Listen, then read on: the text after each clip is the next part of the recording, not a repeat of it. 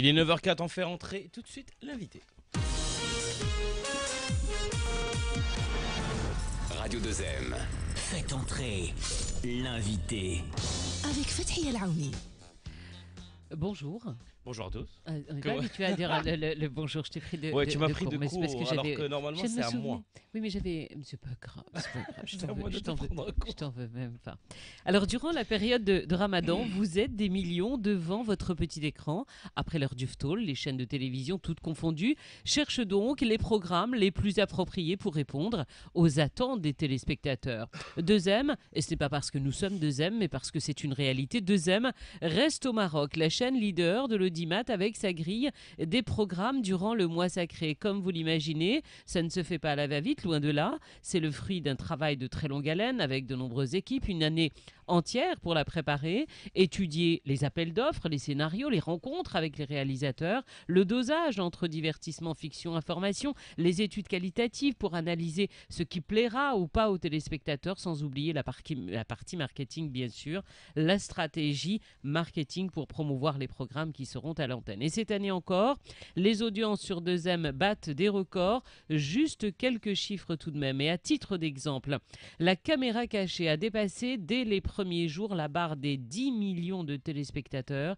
Elle a enregistré 70% de part d'audience. Près de 10 millions de Marocains également devant leur petit écran pour le sitcom El Khawa, tu connais? Bien sûr que je connais. Le Alhamdoulilah, Khawa toi. avec Leila Hadioui. Avec Notamment. Aziz Notamment. Hattab, Oh, c'est bien. notamment. Tu veux que je Fatih continue Méziane. ou Fatih Méziane. Non, parce que ce matin, nous allons mettre le focus sur une série qui réunit à elle seule plus de 6 millions de téléspectateurs. La nouvelle saison de la série de Sir and Morjan, une série qui déjà l'année dernière a enregistré un très beau succès avec nous ce matin. Le réalisateur Chawki El Oufir, bonjour. Bonjour. Merci d'être avec nous ce matin. Alors, c'est une série tout de même qui a été élue meilleure série de l'année 2016 au Festival de fiction de Meknès. télé de Meknès. Alors, c'est un scénario, on va quand même donner quelques petits détails pour même ceux qui ne suivent pas tout à fait, qui vont finir par suivre. C'est un scénario coécrit par les actrices Noura Sqali et Samia Akariou. Samia qui reste l'un des personnages principaux. Si ce n'est la protagoniste. Si c'était carrément celle qui a. Est-ce que l'on peut C'est là dresser où juste. j'ai un petit doute parce que Samia, vu qu'elle est impliquée aussi dans l'écriture du scénario, son personnage ne mourira jamais. C'est ça le truc. C'est Non, qu'elle elle est jugée partie. Hein. Ah Je lui ai dit, je vous rassure. écoutez, Je l'ai taquiné un petit peu à ce c'est sujet. bien, il faut taquiner avec les stéréotypes. Ouais, Forcément. ouais. Ouais. Euh, Écoutez, si vous me permettez bien pour parler un petit peu de la série. Voilà, c'est ça exactement. Pour Ouais. tous ceux qui n'ont pas forcément suivi ou bien vu la première saison. Juste quoi, qu'on dresse un peu le décor. Absolument. Alors la première saison, donc Sir El Morjan. D'abord, on est parti en fait d'une idée assez simple et assez importante aussi pour garantir les péripéties. C'est deux institutrices qui arrivent dans un village qui vit essentiellement du corail. Ah, bah Il y voilà. a Armand bah, Lotfi qui voilà. vient de rentrer dans le Il y studio. Il y a eu un petit blanc. Oui, installez-vous. Un petit blanc. Voilà, pour Omar Lotfi qui vient de nous rejoindre. Sabah al-khair. صباح النور نعودناك عليكم. على- Je vais vous demander juste le casque sur les oreilles, sinon ça va faire un peu l'arsène. اسمح لنا نعودناك على الله ودي مرحبا ألف مرحبا السلام عليكم عليكم نهار السلام. مبروك الله يبارك فيك. شوقي Ça va. تحية. Tahiyati. Et donc effectivement, je disais, justement, Omar arrive au moment bien précis où je parlais justement de Sir El Morjan. Donc ces deux institutrices qui arrivent dans un village qui vit essentiellement du corail, forcément géré par un grand patron. Il s'avère que c'est un petit peu mafieux, quoi, son activité. Et voilà, le premier conflit s'installe entre les institutrices qui veulent tout simplement faire leur travail dans une école, et puis le poulpou, ce méchant, ce grand patron du corail rouge, qui veut tout simplement faire ses recrutements auprès des écoles primaires pour trouver des plongeurs, des futurs plongeurs. Et donc forcément, l'antagonisme s'installe à ce moment-là. Deuxième saison, c'est 4 ans plus tard. 4 ans plus tard, alors forcément le temps a fait son effet. Et puis la famille Chawashi, donc la famille du Poulpou, notamment avec Omar Lotfi en rôle de Saïd, donc le petit frère Amin Naji dans le rôle de Issam, enfin toute la famille Chawachi. Après, je pense que c'est plutôt l'initiative de Issam pour élargir le business familial. Et donc, ils se sont installés un petit peu en dehors d'Assila, donc en dehors de ce monde un peu fabriqué de toutes pièces qui s'appelle Lahin. Et il s'est élargi dans une activité qui semble un petit peu difficile. C'est l'engraissement du thon. C'est quoi? L'engraissement du thon. Effectivement, ça change du corail. Vous avez parlé d'Assela, ce n'est pas tout à fait que Assela. La série a été tournée dans plusieurs endroits pour créer justement le Melahin. Est-ce qu'au niveau de coûts de production, on va dire, d'aller et venue, etc., ce n'est pas compliqué à faire? Je ne suis pas le producteur pour en parler. Donc, non, je veux dire, pour le réalisateur, vous voyez... J'entends bien. J'explique un petit peu pour ne pas rentrer dans les détails parce que je ne les ai pas, les chiffres. Non, les chiffres ne nous intéressent pas. Voilà. C'était plus c'est la fabrication artistique pour un réalisateur et pour une équipe qui voyage, quoi. Vous savez, initialement, quand j'ai lu le scénario, donc, on n'a pas trouvé un décor tout simplement qui répond à toutes les exigences de la dramaturgie. Donc il fallait créer ce monde de toutes pièces. Donc on cherchait initialement un village de pêcheurs avec une petite population, et puis on peut trouver à la fois le milieu rural, urbain et l'espace maritime, et ensuite une école. Enfin, c'est tout un monde. Donc on a fait tout le littoral, donc on a fait un repérage assez approfondi. On a pris 3-4 jours justement avec les auteurs et puis la production, et on n'a pas trouvé ce monde, on n'a pas trouvé ce village. Et puis après plusieurs repérages, on s'est dit, voilà, il faut créer ce monde, il faut le créer de toutes pièces. Et donc effectivement, on s'est basé sur la ville d'Assila et puis la région d'Assila. Oui, mais elle résume tout, Assila. Donc Assila, on a tout. Et il y a le corail, en plus. Il y a le corail d'abord, et avant tout. Donc si vous posez la question à Noura Skli, qui est une Zailachi, elle me racontait que toute son enfance, c'était des images et puis des scènes qui se déroulaient au port d'Assela, le petit port d'Assela, où il y avait des plongeurs qui partaient, qui revenaient peut-être pas, qui revenaient avec des kilos et des kilos de corail. Donc c'est vraiment l'activité quotidienne de la ville d'Assela. Et à partir de là, on a commencé à composer ce monde. Donc la ville d'Assela, la Médina d'Assela, qui est garante forcément d'un trait assez ancestral et puis d'une architecture assez typique et marocaine. Ensuite, il fallait aussi un certain nombre d'endroits pour indiquer le monde rural, notamment pour des personnages qui vivent un petit peu la complexité du transport, de scolarisation dans le milieu rural. Donc on est parti vers Sidi Mraït, Bni Mslem. Cette année, ça s'est étendu quand même sur Assila, Bni Mraït, Sidi Mslem, La Reish et Tanger, forcément. Bien évidemment, juste à côté. Mais c'est vrai qu'il y a une histoire de corail et depuis des décennies et des décennies. Et c'est très amusant parce que le lien que vous faites, mais on va donner un petit peu la parole à Omar pour nous en parler par rapport à la saison précédente et celle-là, passer du corail au thon. Vous vous dites n'importe comment, déjà la bataille de Azila le corail, on connaît bien. En tout cas, tous les gens du Nord la connaissent bien. Le thon, c'est mieux? Le thon, c'est mieux? Je t'entends mal, Habibti. Juste, si tu peux monter, Youssef, le volume du casque qui doit être... C'est bon?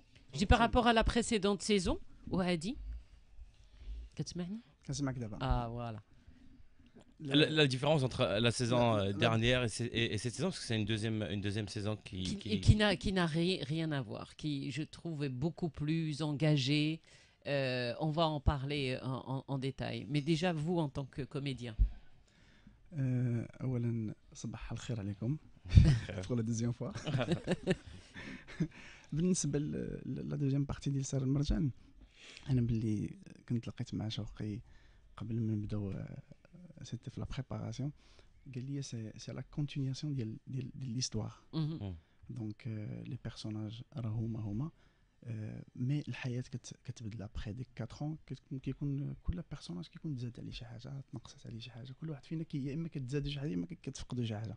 بالنسبه لي انا يعني البيرسوناج ديال سعيد في لا دوزيام بارتي كان واحد لو شونجمون بحال تعطاني ان نوتر سيناريو، ان نوتر بيرسوناج. سي سا سكي بيان، يعني كنحس براسي ماشي جبت سعيد اللي كان في لا بروميير بارتي ومشيت به لا دوزيام بارتي بنادم اخر.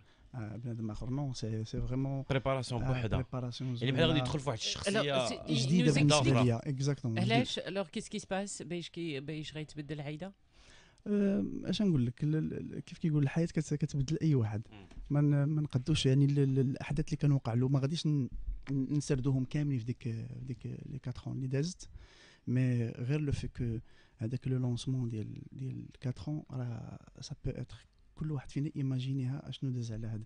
الا جينا نشوفوا ساعات في لا بروميير بارتي راه دازوا عليه بزاف د الحوايج اللي كانوا في واحد لو طون شويه ضيق بالنسبه للبيرسوناج. يعني المساحه اللي كان خداها في المسلسل بارابور الاحداث اللي كان دوزها اكثر من لا ديوغي ديال لو طون ديال سعيد في المسلسل. ديكو غير هذوك الاحداث خلاو انه بيتر كو ابخي يتبدلوا فيه بزاف د الحوايج. وكذلك بالنسبه للبيرسوناج ديال امين اللي يعني ولا داك الشيء عكسي، ما بقاش غادي، ولا سعيد عاوتاني ان اوتر بيرسوناج، ولا هو ما بغيتش نحرق الاحداث، ولكن اللي زوين سكو لقيت ان اوتر بيرسوناج، لقيت واحد لا ماتيير جديده اللي تخليني نزيد ان تشالنج ديفيرون. ولكن في المسلسل يعني غادي تعاود تعيش ايام مع ممثلين واحد اخرين اللي تا هما مشاو في نفس البروسيس، بس كنهضروا على دوزيام سيزون 4 سنين دازت، واخا دازت عام في الوقت الغير، مي هما صافي 4 سنين اللي دازوا. حتى داك لو ترافاي كيدار اون جروب، كتكري واحد الجو ديال الخدمه اون جروب. ديجا انستالي هادشي في البروميير بارتي. هذه واش كتهنيو المخرج ولا يمكن واحد الصداع الراس؟ انا حسيت بشوقي بحال في لا دوزيام بارتي، حسيت بحال المهم كنا كنديروا لي ريبيتيسيون دابا غنوضوا نمثلوا.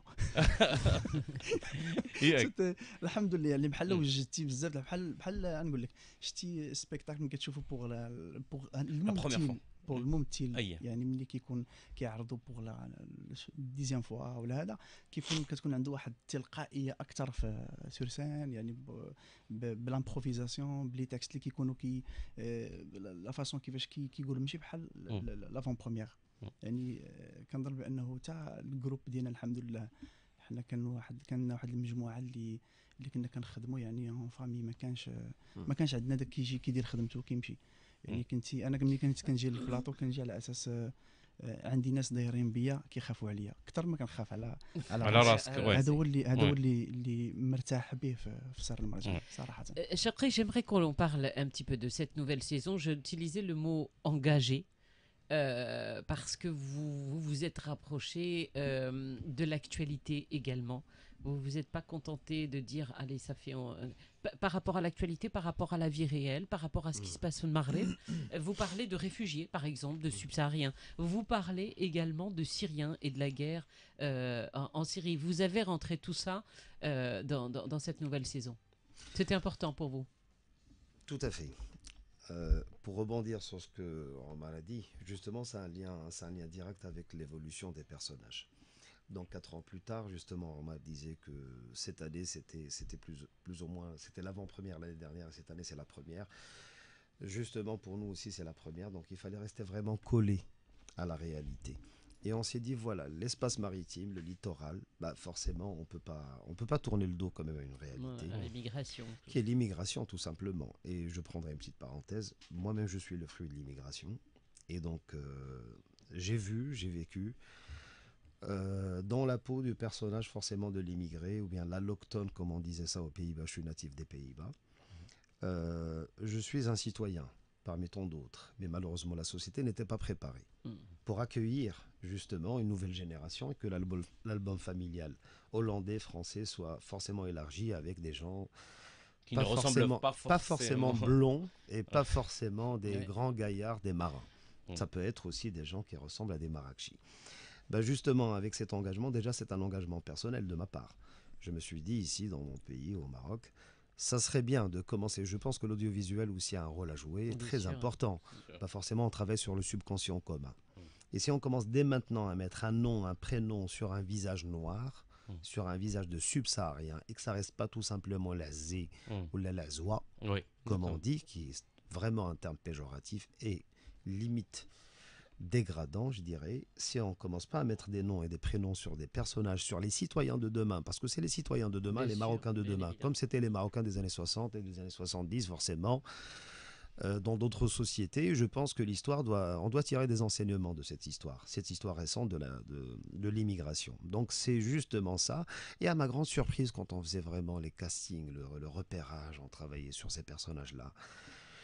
Là, je tombe sur une nouvelle génération de Marocains, des enfants de 10 ans, de 15 ans, qui parlent tout simplement sans accent, sans complexe, qui parlent Darija Dialna, Mgharba. Il s'avère qu'il s'appelle Youssoufa ou il s'appelle Salif. Et d'une autre religion, une confession complètement différente, je dirais des catholiques, des gens avec C'est enrichissant quand même pour la société actuellement. Et justement, le Maroc, c'est plus le pays de passage. C'est un pays aujourd'hui d'accueil. Il faut l'assumer, il faut l'acclamer, il faut le dire haut et fort. Et je pense que l'audiovisuel, justement, s'y prête. Alors là, il y a quand même un piège. Parce que nous, on est dans la fiction, on ne fait pas le documentaire ni le reportage. Ce n'est pas notre travail. Il faut sublimer cette réalité. Il faut en tirer une sorte de fiction. Il faut faire rêver de toute manière. Il faut prendre un peu de distance avec la réalité. Forcément, on n'est pas dans le discours direct. Je dirais, c'est des personnages qui arrivent de temps à autre. Comme des glaçons comme ça entre les vers. C'est des personnages qui nous titillent par moments, qui créent des petites péripéties, et puis à un certain moment, ils partent, ils reviennent. Et je trouvais ça très intéressant. C'est une fiction qui est représentative aussi un petit peu de la réalité. Il faut faire avec ces personnages. On est dans la fiction, certes, mais comme vous le dites, ils sont autour de... Tout à fait. Ouais. Alors, 9h20, il y a quand même un petit clin d'œil de Youssef Qsir. Moi, j'avais des questions Justement. à poser. D'accord. Non, mais on revient. Radio 2M. Youssef Qsir nous prend de court. Alors, il faut dire que chaque ramadan est une occasion spéciale, un moment de partage avec la famille et les amis, un moment de convivialité et d'échange, mais aussi un moment où l'on consomme beaucoup de télévision. Chacun ses préférences, un sitcom, programme court, télé-réalité, série. Certains acteurs réussissent même le périlleux exercice d'être partout en même temps. Preuve d'une dextérité et d'une maîtrise de l'acteur studio. Tiens, dans ta gueule, Will Smith. Moi, je peux être partout. Alors, moi, chaque année, je n'ai qu'une hâte, pouvoir retrouver les nouvelles publicités du Ramadan. C'est un peu notre Super Bowl. Sur 30 jours, rediffusion du Super Bowl. Ce que je trouve par contre dommage, c'est qu'il y a, à mon goût, un petit peu trop de séries entre les publicités, ce qui gâche un peu le spectacle. Réaction. Voilà, oui, mais la pub, c'est super important. Comment tu les achètes Je comptais sur toi pour prendre la défense. D'accord. du oui, c'est un peu obligé. Tu Oui, tu voulais poser une question. Oui, parce qu'on parlait On peut d'immigration. réagir là-dessus. Oui, allez-y. Justement, je sais pas, Omar, je pense qu'il est très impliqué dans cette histoire. Omar. Il nous faisait des publicités handmade, bien sûr, pendant tout le tournage de Serl Marjan à notre insu. Ah oui. Et je ne sais pas, il a une force de conviction. On se retrouve tous à faire les marioles devant son téléphone. Et puis à chaque fois, il balançait un nouveau produit de Serl Marjan. Je pense qu'il a. Je veux bien un exemple. C'est le plus publicitaire de Serl Marjan. لا قبل باقي كنعقل كنا كنصوروا واحد البلان سيكونس وشوقي بان لي مسكين امبليكي في المهم حالته حاله وانا نقول له ما عرفتش عقلي ولا جدد قلت له دابا تخيل هذا البلان سيكونس انت كتعذب فيه بوندون جو سي با واش 3 زور حنا كنخدموا فيه 6 الممثلين مع 7 الممثلين 16 الممثله سي عمر كنتي من التليفون وكيجي في الاخر كيديروه لك ملي كيحطوه لك انت كتكون كتفرج راه قلت لك شوف راه غتكون كتفرج غيجي وسط داك لو بلان سيكونس غيخرج لك واحد الاشعار من الوسط. C'est vrai. C'est combien de temps de tournage? On a passé en tout pour tout 3 mois de tournage, donc ce qui fait 12-13 semaines de tournage, séparés en 2 équipes. Donc la toute première équipe que je chapeautais a fait 9 semaines de tournage, et puis la deuxième équipe entre 4 et 4 semaines et demie, sous la direction de Samia Akrio, qui passe à la réalisation, et d'ailleurs que je salue, et son téléfilm qui vient de passer sur deuxième, qui a fait un score juste magnifique. Je suis super content pour elle. Et je lui passe un petit coucou parce que c'est ma collègue. Heureusement, maintenant, je peux lui dire, voilà, ma chère consoeur, je suis fier de toi. Alors, moi j'avais une question. Avant d'être réalisateur, vous avez été assistant réalisateur, vous avez été aussi acteur. Par moment, exact. Un étant perdu. Oui. Alors, justement, moi je voulais savoir, est-ce que vous vous rappelez d'une époque où vous conduisiez le taxi? Absolument, dans la série Les Sopranos. Ah bah Ah, justement. vous êtes très bien documenté. Alors, racontez-nous cette expérience avec les Sopranos. Oui, alors pour faire très simple et court, en fait, mon parcours, il est un petit peu dispatché entre 3 pays. Ouais. Donc entre les Pays-Bas, le Maroc et la France. Et donc quand je voulais faire le cinéma, je suis parti faire mes études de cinéma à Paris. Parce que bien avant, j'étais metteur en scène de théâtre à Rotterdam. Donc Parfait. c'était mon activité essentielle. Et puis j'avais fait mes études à l'Académie d'Amsterdam. Enfin bref, donc j'arrive à Paris et je me suis dit, voilà, si je dois faire le cinéma, ça doit être forcément dans le pays des Frères Lumière et puis dans la ville de Truffaut. Donc à partir de là, je me suis dit, bon, la façon la plus simple, moi je suis un très mauvais comédien, ça c'est sûr, ça j'ai fait l'épreuve et puis voilà, franchement, je salue Omar Lotfi aussi présent, je salue Omar Lotfi aussi présent, et parce que quand même c'est une discipline que je n'ai pas. Donc il fallait apprendre ce métier très rapidement et voir toutes les machines de l'intérieur. Oui. Donc je me suis dit, bon, la série américaine. J'étais initialement assistant réalisateur, enfin stagiaire, mise en scène, je me rappelle très bien dans une... Enfin, je conduisais les stars et puis je préparais les loges et puis les photocopies et puis voilà, c'était mon premier travail. Et de fil en aiguille, on m'a dit, bon, t'as quand même une gueule comme ça, c'est bien. Et puis on veut le chauffeur de taxi parisien. Arabe plutôt, enfin bref, et puis comme ça je me suis retrouvé à faire ce petit rôle et j'ai vu que ça était charcuté au montage, donc il restait quasiment rien dans 2-3 séquences. Mais ça reste quand même une Mais expérience. c'est une très belle expérience, j'ai vu Les Sopranos, études. c'était Oui, le grand c'est- succès oui. à l'époque de l'intérieur. Oui. Alors moi je voulais parler aussi à On va Omar revenir un Lotfi. petit peu à la série. À la série en elle-même. Oui. Je voudrais juste demander à Omar, quand vous vivez une première saison, la deuxième saison particulièrement à celle-là, et peut-être Mrarba qui ne l'ont pas encore vu, je parlais tout à l'heure d'un score extraordinaire de 6 millions de Mrarba, je rappelle, c'est à 21h tous les soirs devant leur écran. Ceux qui n'ont pas encore découvert la nouvelle saison, si vous avez un petit message à leur donner. اش نقول لك حتى اللي ما شافش حتى لا سيزون الاولى وما شافش حتى لي زيبيزود الاولانيين فوالا هذاك اللي مهم يقدر لا لي زوين سكو اشاك فوا كتقرا شي ايبيزود راه دايرين بحساب حتى اللي عاد غيتفرج دونك اللي جاي يتفرج واخا يجي يتفرج 29 حلقه يكون في 29 حلقه غادي يقد يشد شي حاجه باش يتفرج في الحلقه الاخرى دونك كاين ديما كاين واحد الذكاء زوين من طرف الناس اللي كتبوا السيناريو منهم سامي قريون ورصق اللي كنحييهم سكو كاينه واحد الكتابه اللي كتعطيك حتى داك يعني الحظ لذاك اللي عاد كيتفرج كنحاولوا نمشيو معاه ايتاب بار ايتاب باش يقد يتبع هذيك الحلقه يعني وقت ما جيتي كتقد تكمل لي زيبيزود هادشي الا انت حبيتي بغيتي ترجع بغيتي تعرف شنو واقع لان كنحطوا داك لو كوتي ديال كتبغي تعرف شنو وقع قبل باش تعرف شنو وقع من بعد دونك كترجع كتشوف سيغ انترنت باش تشوف لي زيبيزود. Voilà, parce que c'est important de se dire même, voilà, ce que vous dites. Batichi et tout, on peut rentrer à n'importe quel moment. On vous remercie infiniment d'être venu parler de Sir El Moljal, saison 2. Ne la manquez pas, c'est tous les soirs. Moi, j'étais déjà, non. On attend d'abord de voir ce que ça donne. Et puis, juste un dernier petit mot, si ça vous dérange Bien pas. sûr. C'est tout simplement, pour le dire clairement, c'est la boîte de production, c'est très important. Parce que c'est vraiment un projet très audacieux et très ambitieux et qui dépasse largement les cases, on va dire, de l'audiovisuel. Et on avait quand même un producteur qui était de nos côtés, puis qui a cru vraiment dans ce rêve et puis qui nous a accompagnés aussi bien dans le fond que dans la forme. Oui. Et c'est très important, on ne peut pas le faire vraiment tout seul. On a beau avoir l'ambition artistique, mais s'il n'y a pas vraiment quelqu'un qui soutient, bien sûr. Alien Production, bien évidemment, et vous pouvez le dire, tout à fait. Merci. Alien Production qui vous accompagne. Sir El Morjan, c'est tous les soirs sur 2M. C'est à 21h. On reparlera bien évidemment de tous les grands rendez-vous durant cette période de Ramadan. Merci beaucoup d'avoir été avec nous, Hadsbah. Merci. Allez, tout de suite une pause et on revient pour les informations.